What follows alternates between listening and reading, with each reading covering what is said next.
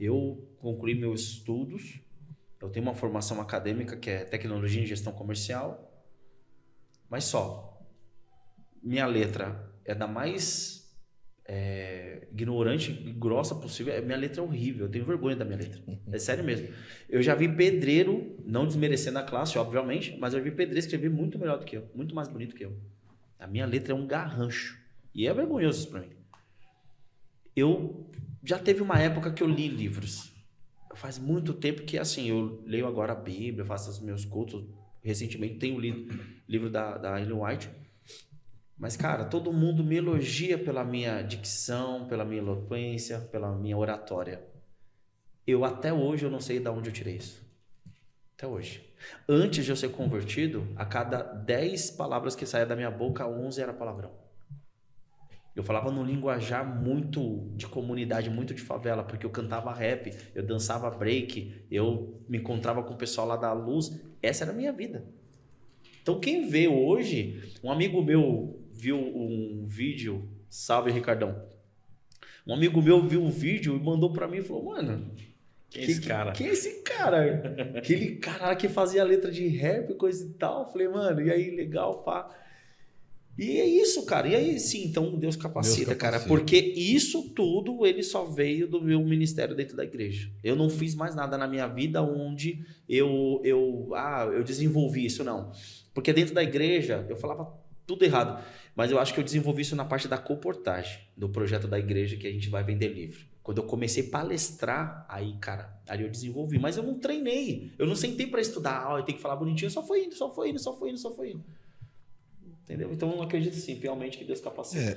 O que você falou é um relato seu. O Vitor perguntou, você acredita mesmo? Cara, não tem como você pegar... Esses são 3, 4 exemplos que eu dei aqui. Não tem como você pegar esses 3, 4, você rodar a Bíblia inteira, vai ter mais vários, e você falar assim, você gerar uma dúvida em você. Não em você, porque eu acredito que você... Acho que Deus capacita também. Ou não, posso estar enganado. Mas se você pega aqui os relatos que são histórias verídicas, eu acredito, não tem como você falar assim, Deus não capacitou Davi a vencer uma pessoa que era extremamente mais forte, mais habilidosa e mais do que ele. Quem capacitou foi Deus. Então, se tem relato, tem história... É aquele ditado que eu sempre escutei na faculdade, que eu não terminei, tá? Mas contra fatos e dados não tem argumentos, entendeu? Você vem muito longe. O próprio Moisés que a gente está estudando, cara. Quem é esse cara aí? Não, mas a minha pergunta foi literalmente para provocar no sentido, beleza, você acredita verdadeiramente, mas mesmo assim não vai. Então quer dizer que você não acredita. Não, aí... Eu não concordo com essa frase. Eu concordo que assim, a gente acredita.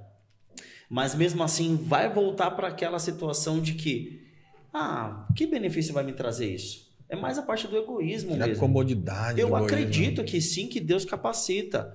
Mas, cara, eu quero fazer. Se você parar para analisar, eu estudei um pouco mais essa parte hoje, eu até fiquei um pouco intrigado. Quando Deus aparece para Moisés na sarça, ele já tinha escrito o livro de Gênesis e o livro de Jó. Ele conhecia Deus. Não conhecia? E ele teve medo. Você pode ler lá no capítulo, ele teve medo. Então, eu acho que é a mesma coisa. Ele conhecia, ele acreditava. Mas ele ainda teve medo, porque ele não tinha aquela... como eu posso dizer? Aquele relacionamento íntimo com Deus. Mas aí tem um ponto. Legal que você ter trazido isso dessa forma. Tem só um ponto. Quando ele escreve Jó... E quando ele escreve Gênesis, ele não viveu. Sim. Ele escreveu a história de outras pessoas. Sim. De outros alguém. Quando ele vai escrever assim, Êxodo, ele já coloca e fala, cara, eu tava lá nessa sarça aí.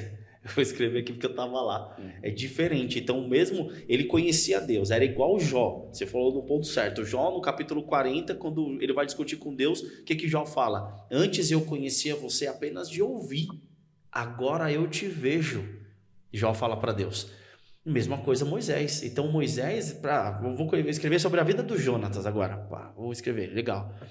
Cara, mas eu não vou conseguir passar pro papel as emoções que você viveu. Sim. Entende? Então, por mais que você fala, não, ele conhecia. Não conhecia. Ele escreveu o relato de outras pessoas. Não, eu falo assim, conhecia da promessa. Sim, da sim. aliança, ele já sabia do que Deus era capaz, né? Deus era capaz. Isso. E mesmo assim, ele, na hora dele, eita. Mas porque era ele. Mas, né? mas, Ele. é a mesma coisa que você falou. Se você acredita, por que você não vai? Moisés sabia, ele acreditava. E por que ele não foi? Eu acredito que ele não foi por medo, porque se você fosse lá no faraó lá, ele já tinha acontecido lá. Tudo bem que já era uma outra linhagem dos faraós lá, mas ele ficou com medo. Vou chegar lá, vou falar isso aqui, eu vou ficar preso ou vou me matar lá também. A gente não se acha capaz, a gente começa a colocar empecilho, né? Então. Não vai dar certo, eu não vou conseguir, Então. eu não... E, cara, de verdade, esse diálogo, juntando com a pergunta do Vitor, me encoraja também. Porque, cara, hoje, eu nunca... Que experiência que a gente teve real, assim, que nem esses patriarcas tiveram? Zero. Mas se ele, naquele momento, cara, vendo uma chamadeira de fogo e o combustão dela, nem ele sabe o início. E sai a voz ali de Deus, fala para ele tirar a sandália, ele tá na presença literalmente de Deus, cara, e mesmo assim ele duvidou. Quem dirá eu? Isso me encoraja. Porque eu não me sinto tão assim inferior e tão assim a ponto de falar, cara, nossa, eu neguei esse chamado, meu Deus do céu, vou pro inferno. Não, cara, olha o líder que Deus levantou para guiar 5 milhões de pessoas no deserto. E mesmo assim, diante da presença de Deus, o cara, não que ele duvidou, mas ele falou, Senhor, mas, cara, não tem como fazer. Ele não passou na cabeça dele que se Deus instalasse dentro dele, seria a pessoa mais eloquente, mais poderosa da terra? Assim como ele jogou a bexiga do cajado de Arão lá e se transformou numa cobra, e poderes, mais poderes ainda vindo, ele vendo, presenciando, e mesmo assim ele duvidou. Tanto que todas as 7 vezes que ele vai na presença do faraó, toda vez ele volta e fala, Senhor, não, mas a gente não vai conseguir amolecer o coração desse cara. Então, mais que ele estava vivendo isso, ele estava vivendo aquilo lá. Então, para mim, eu trago esse momento mais encorajador para mim, nos dias de hoje. Vejo o José, né? O Júnior, que trouxe aqui num episódio, acho que 7 da última temporada, onde ele fala muito a frase, né, que Deus capacita os escolhidos e não escolhe os capacitados. Mas o ponto importante é que ele só consegue escolher aquele que está disposto. E aí entra esse ponto, que para mim o Danilo matou essa ideia do interesse, assim, que beleza, eu acredito, eu tenho essa visão, mas se não for interessante para mim,